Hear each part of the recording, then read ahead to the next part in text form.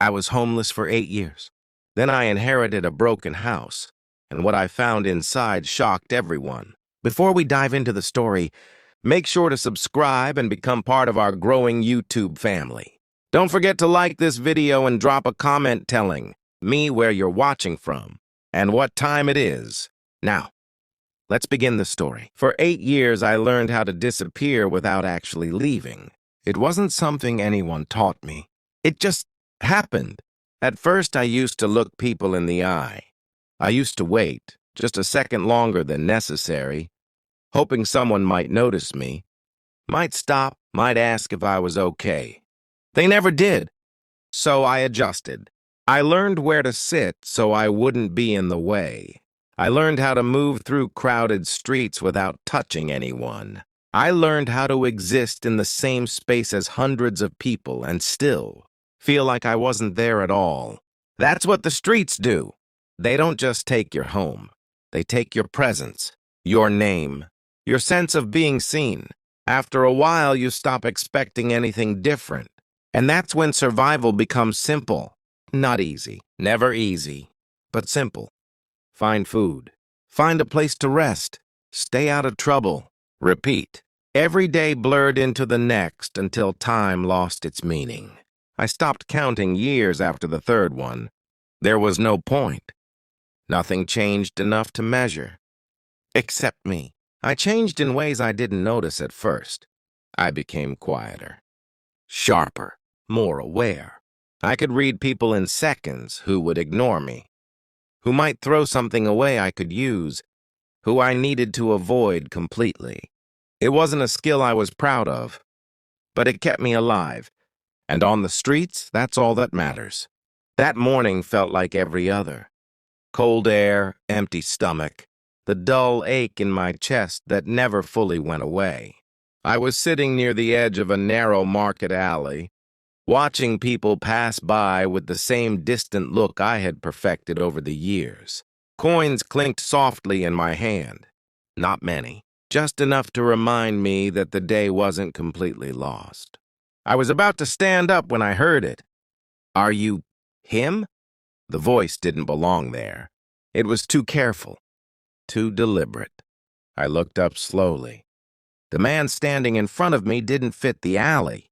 His clothes were clean, pressed, untouched by the dust and chaos of the street. He held a folder in his hand like it mattered more than anything around him. "Depends," I said, my voice rough from disuse. "Who's asking?" He hesitated, then opened the folder, scanning the paper inside like he needed confirmation. "Your name is—" he said, reading it out loud. The sound of it hit me harder than I expected. My name. Not the one people on the street sometimes gave me. Not a nickname. My actual name. I hadn't heard it in years. Not spoken like that. Not with certainty. I felt something shift inside me. Something I had buried a long time ago. "Yeah," I said slowly. "That's me." He looked up, studying me. Not with pity, not with judgment. Just trying to understand. "I've been looking for you," he said. I let out a small, humorless laugh. "Well," I replied, gesturing vaguely around me, "you found me." He closed the folder. "You've inherited something." The words didn't make sense. "Not in my world." "Inherited?" I repeated. "Yes," he said. "A property." I stared at him, waiting for the joke, for the mistake, for the moment where he realized he had the wrong person. "I think you've got the wrong guy," I said. "I don't," he replied calmly. I shook my head. "I don't have anyone, no family, no one to leave me anything." He paused. And in that pause, I saw something. Not doubt, but hesitation. Like he knew something I didn't. "You did," he said finally. Did. Past tense. That was the part that hit, because it meant something had ended, and I hadn't even known it existed. He handed me a paper. I didn't want to take it, because taking it meant believing it. and believing anything on the streets is dangerous. But I reached out anyway. The paper felt heavier than it should have. My eyes scanned it slowly. An address, a name, a signature. Legal words I didn't fully understand, but enough to recognize one thing. It was real. "You're serious?" I asked. "Yes." "Why me?" He looked at me for a moment, then said quietly, "Because you're the only one left." Left. That word echoed in my mind. I didn't know what it meant anymore. Left behind? Left alive? Left to figure things out alone? "Where is it?" I asked. He pointed to the address. "Not far, but—" He hesitated. "It's not in good condition." I almost smiled. "Neither am I," said. He didn't respond. He just nodded once, like that answer made more sense than anything else I could have said. That afternoon I went. I didn't think about it too much, because thinking leads to doubt, and doubt leads to walking away. I had walked away from enough already. The path to the property wasn't easy to find. Overgrown, quiet, forgotten. Like the place itself didn't want to be discovered. When I finally saw it, I stopped. Not because I was surprised, but because I wasn't. It looked exactly like what I expected. Broken, worn down, abandoned. The gate hung loosely on one hinge, creaking softly in the wind. The walls were cracked, parts of the roof missing, windows shattered or boarded up. It wasn't a home. It was a ruin. "This makes sense," I muttered under my breath. "Of course this is what I get. Not something new. Not something whole. Something broken. Like me." I stepped forward, pushing the gate open. The sound echoed louder than it should have. The kind of sound that makes you feel like you're being watched. I ignored it. I had learned to ignore a lot of things. The front door resisted at first, then gave way with a sharp creak. Dust filled the air as I stepped inside. The smell hit me immediately. Old wood, damp walls, time itself settling into every surface. I moved slowly, not out of fear, out of habit. Every step calculated. Every sound noted. The place was empty, or at least it looked empty. Broken furniture, torn fabric, pieces of something that used to matter, scattered without purpose. I walked deeper inside, my eyes scanning everything without really focusing, until I saw it. A door at the far end of the hallway.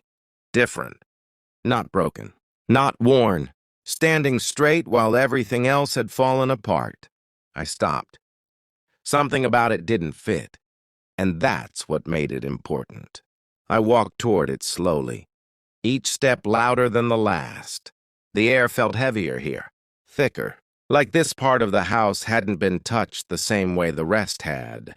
I reached out and placed my hand on the door. Cold, solid, real, not like the rest of the place. I tried the handle. Locked, of course it was, but that only confirmed what I already felt. This door mattered, more than anything else in the house. I stepped back, staring at it. Questions started forming in my mind. Who locked it? Why protect this room? Why leave everything else to fall apart, but keep this one thing untouched? And the biggest question of all, why was it left to me? For the first time in years, I didn't feel empty. I felt curious. Pulled. Like something inside me was waking up after being silent for too long. I looked around the hallway again, at the broken walls, the scattered remains of a life I didn't remember, then back at the door.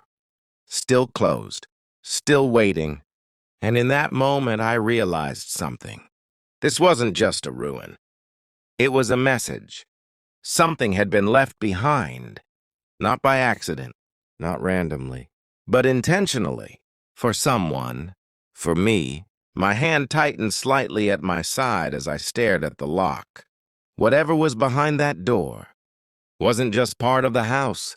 It was part of my story, and I had a feeling once I opened it, nothing about my life would ever be the same again. I stood in front of the door longer than I expected, not because I couldn't open it, but because something about it made me hesitate.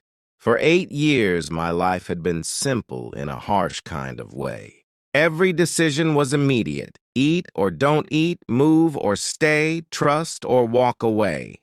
There was no time to stand still and think about what might happen next. But this felt different. This felt like a choice that mattered.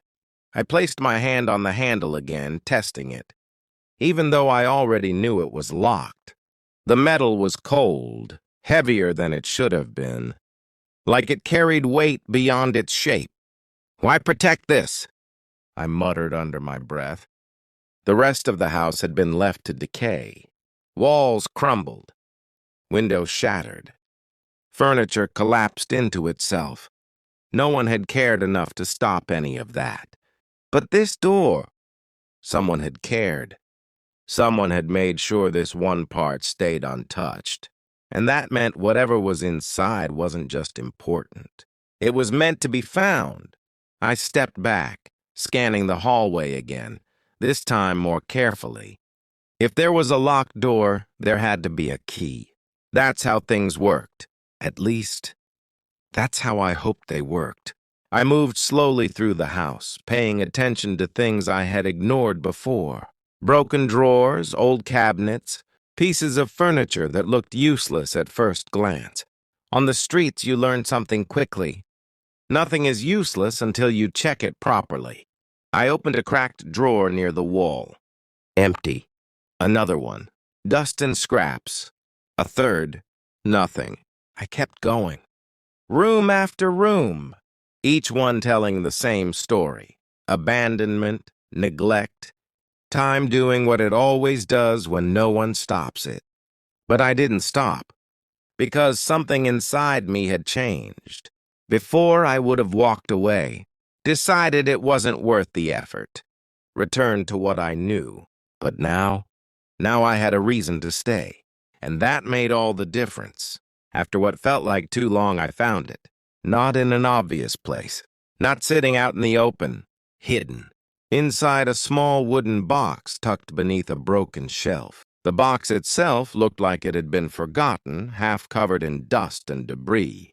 I almost missed it. Almost. I picked it up, turning it in my hands.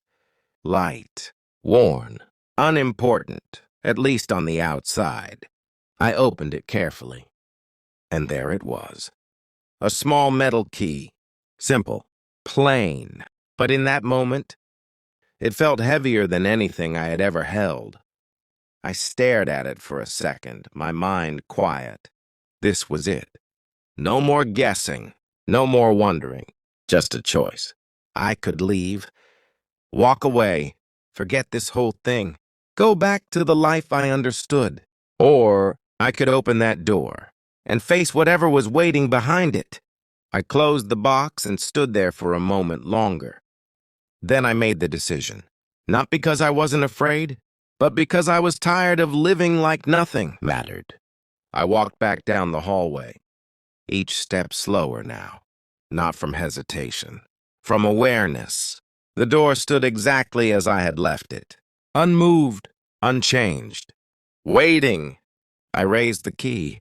My hand didn't shake, but I could feel something building inside me. Not fear, not exactly. Something closer to anticipation. The key slid into the lock smoothly, like it had always belonged there. I paused for just a second, then turned it. Click. The sound echoed through the hallway, sharper than anything else in the house. Final. I pushed the door open, and everything changed. The room inside didn't belong to the rest of the house. It couldn't. Because while everything outside had been broken down by time, this room had been preserved. Perfectly. The air felt different immediately. Cleaner. Still. Like it had. been sealed away from everything else. I stepped inside slowly, my eyes moving across the space. A desk stood in the center. Shelves lined the walls. Boxes, books, papers, everything organized, placed with intention. Nothing was random here. Nothing was forgotten. It was like stepping into a different world. "What is this place?" I whispered. I walked further in, my footsteps softer now, almost careful. Not because I was afraid to break something, but because it felt like I shouldn't disturb it too quickly. My eyes landed on the desk, and that's when I saw it. A photograph, placed neatly at the center. I moved closer, slowly. Something about it pulled me in before I even knew what I was looking at. Then I saw it clearly, and everything inside me stopped. It was me, younger, cleaner, standing next to someone. Someone I hadn't seen in years, someone I barely remembered. But the moment I looked at them, I felt it, a memory. Not clear, not complete, but enough. A voice, a feeling, a presence. My chest tightened. "No," I whispered. I picked up the photo, my fingers gripping it tighter than I intended. The edges were worn slightly, like it had been handled before, like it mattered. Like I mattered. "That's not possible," I said, though I wasn't sure who I was talking to, because it was possible. It was right there in my hands. I wasn't imagining it. I wasn't making it up. This was real, and it meant something I wasn't ready to fully understand yet. I looked around the room again, faster now. Not just seeing, searching. Every shelf, every paper, every box. I needed answers. And I had a feeling they were here. I moved to the desk, opening drawers, scanning documents. Names, dates, records. Things I didn't fully understand, but recognized as important. And then, I found it. A file, different from the rest. Marked, intentional. I opened it carefully. The first page made my breath catch. It was about me. Not in a general way. Not in a vague way. Specifically at my name, my history. Things I didn't even know about myself. I turned the page. Then another. And another. Each one pulling me deeper into something I had never been given the chance to see. The truth. About who I was. About where I came from. About why everything had happened the way it did. My hands tightened around the paper as I reached the final page. This was it. The part that would explain everything.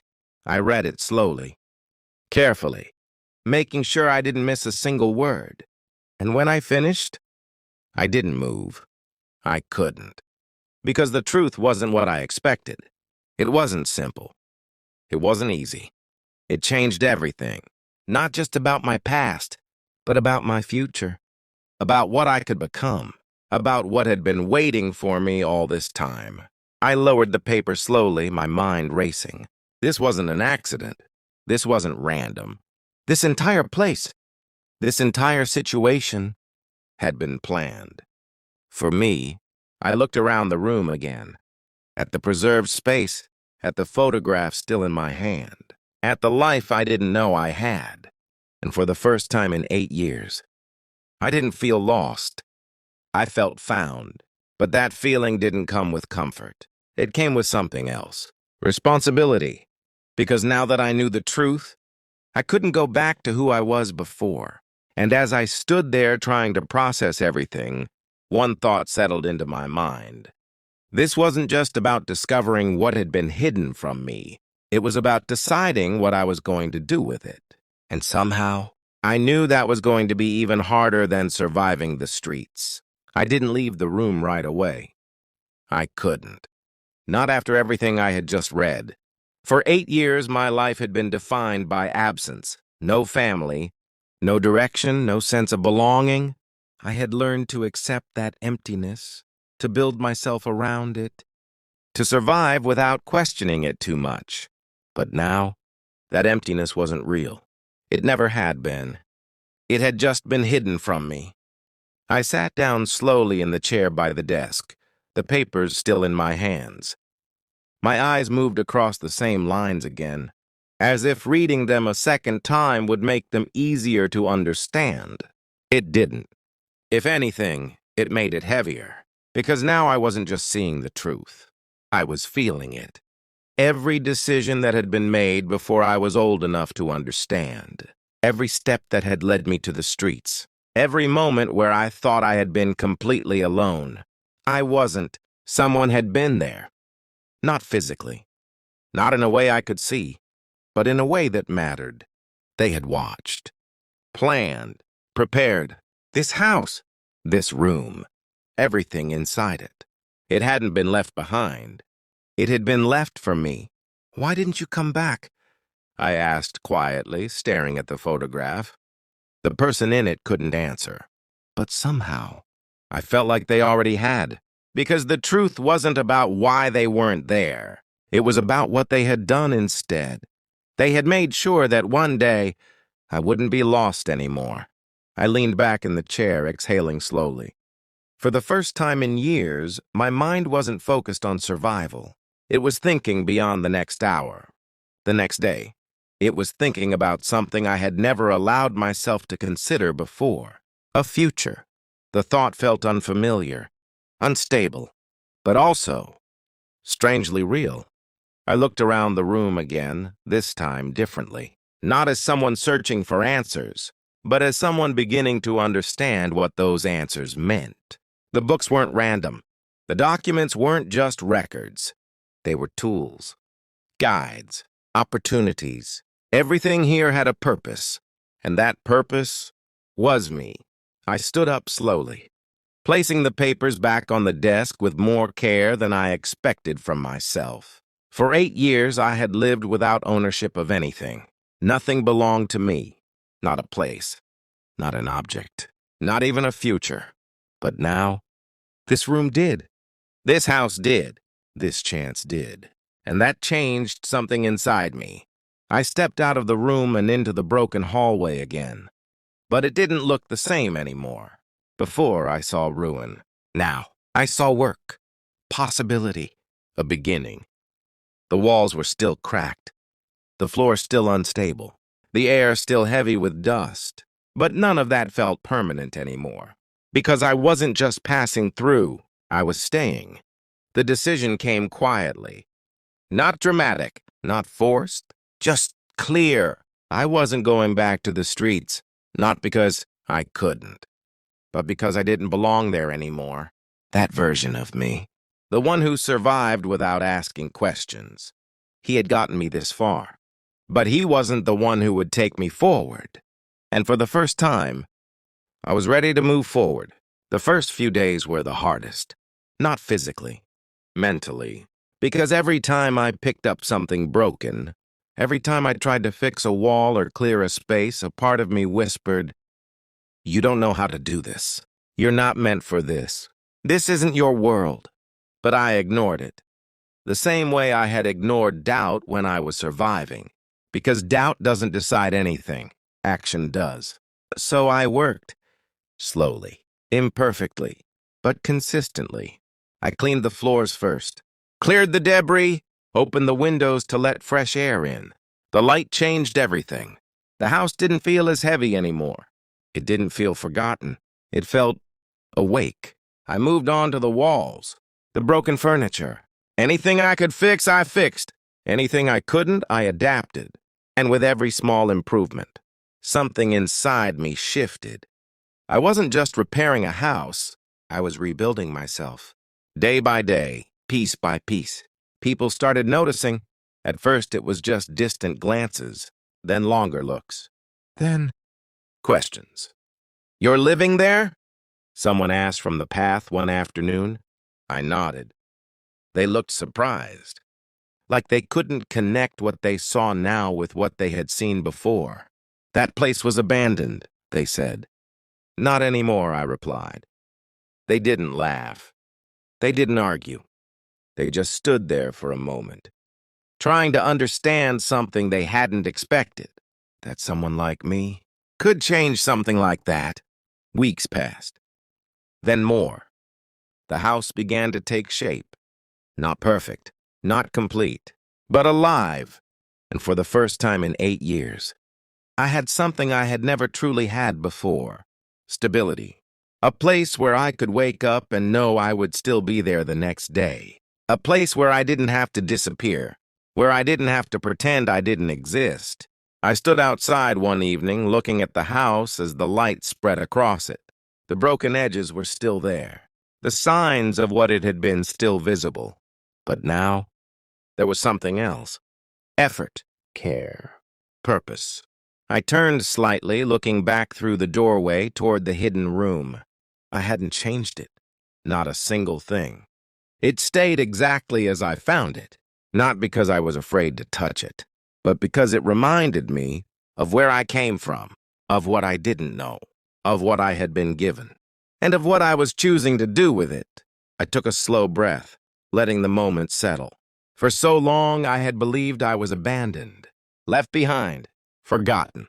But now I understood something different. I wasn't abandoned. I was protected in a way I didn't recognize, guided towards something I wasn't ready to see yet. And now that I was here, now that I understood, there was no going back, only forward.